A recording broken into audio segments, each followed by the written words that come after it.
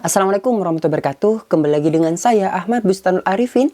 Pada kesempatan kali ini saya akan mencoba untuk menginformasikan tentang RUU ASN aparatur negara, itu berfokus pada kinerja dan tingkatkan kapasitas. Nah, ini merupakan salah satu informasi Bapak Ibu untuk rancangan undang-undang tersebut bagi honorer. Bapak Ibu, nantinya ada sedikit perbaikan. Nah, seperti apa informasinya dan bagaimana langkahnya, coba kita simak. Sebelum kita ke informasi, alangkah baiknya Bapak Ibu bisa like, comment, share, dan subscribe channel saya. Kemudian Bapak Ibu juga bisa join grup Telegram saya di @abachannel. Atau Bapak Ibu juga bisa follow di TikTok dan Instagram saya di @abarifin_.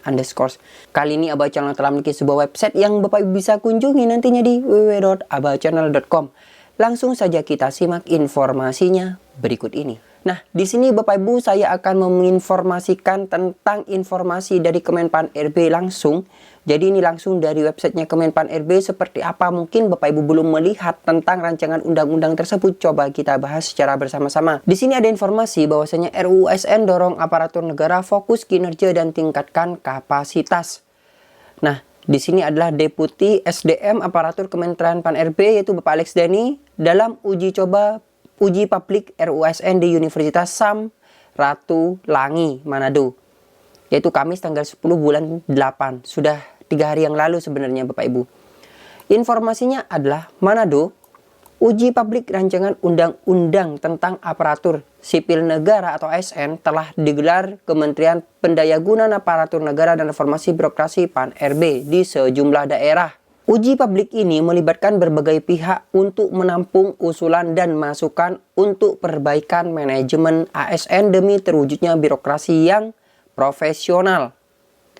Deputi Bidang Sumber Daya Manusia atau SDM Aparatur Kementerian Pan RB Bapak Alex Dani mengungkapkan bahwasanya revisi UASN menjadi momentum untuk mengubah mindset ASN bahwa keberlangsungan karir mereka sebagai ASN nantinya akan ditentukan oleh kapasitas dan kinerja.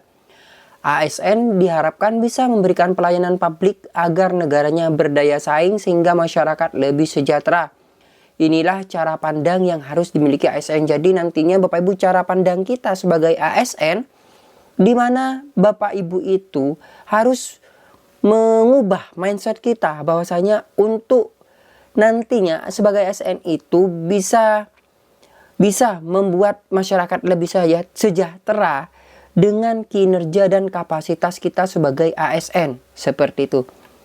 Spirit dari revisi UASN ini adalah bagaimana ASN mulai berpikir hanya akan bertahan menjadi ASN bukan karena status ASN mereka, tapi karena kinerja dan terus mengembangkan kapasitasnya.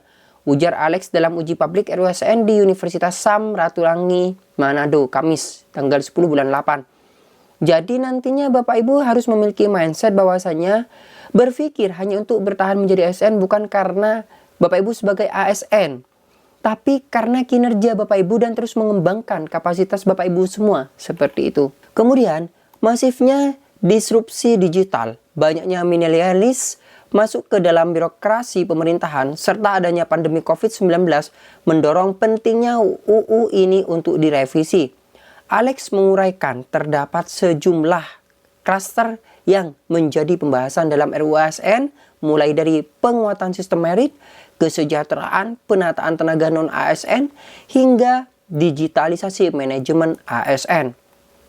RUU ASN mendorong ASN semakin profesional tanpa takut diintervensi oleh politisasi yang mempengaruhi netralitas mereka.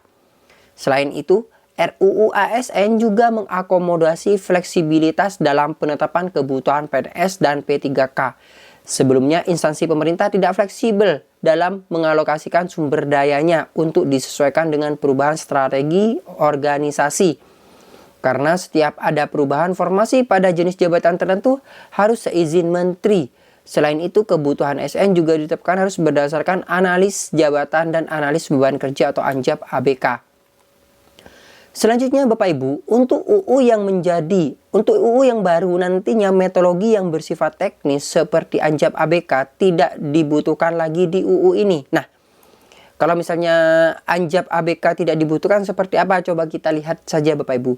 Sehingga pemilihan metodologi bisa disesuaikan dengan kebutuhan dan perkembangan zaman. Jumlah kebutuhan dan jenis jabatan juga nanti diserahkan ke instansinya karena instansi yang lebih tahu kebutuhannya. Tak kalah penting, RUU ASN juga mengakomodasi isu kesejahteraan ASN, khususnya ASN di dalam regulasi sebelumnya PDKK tidak boleh memperbolehkan jaminan pensiun. Rancangan manajemen kesejahteraan terlalu rigid disebut di UU, sehingga pemerintah kesulitan untuk melakukan penyesuaian seandainya dibutuhkan. Di dalam UU ASN ini, nah ini catat Bapak Ibu, kesejahteraan PNS dan PDKK digabung dalam konsep penghargaan dan pengakuan ASN yang merupakan bagian dari manajemen ASN secara keseluruhan. Perbaikan rancangan penghargaan dan pengakuan dilakukan secara menyeluruh dan dipersiapkan amanatnya untuk dapat disesuaikan dengan kebutuhan anggaran agar sistem semakin adil dan kompetitif.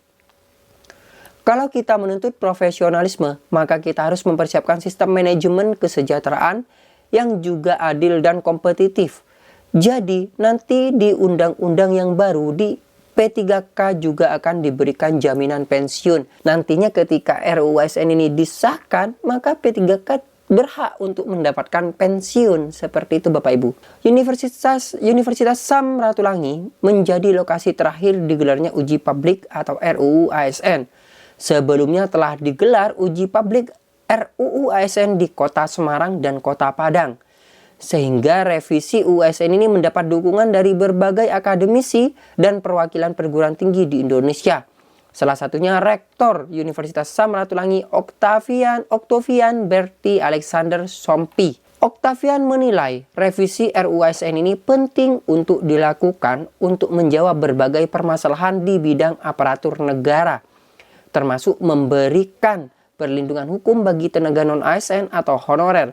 Ia berharap uji publik yang digelar di Kementerian Pan-RB dapat memberikan suatu konsep tentang birokrasi optimal, andal, yang memiliki sense of belonging dan sense of responsibility dalam melaksanakan tugas sebagai aparatur pemerintah. Serta tentunya memberikan kepastian status kepegawaian, kepastian dalam memberikan pelayanan bagi masyarakat dan kesejahteraan ASN. Pada uji publik RUU ASN di Unsrat, sejumlah akademisi dari berbagai latar belakang ilmu memberikan masukan terkait 7 klaster permasalahan yang berkaitan dengan perbaikan manajemen SDM aparatur. Kami mengapresiasi Kemenpan RB yang telah melibatkan akademisi, perwakilan perguruan tinggi, serta pemerintah daerah, baik provinsi, kabupaten, kota di Sulawesi Utara dalam revisi UU ASN ini, pungkasnya.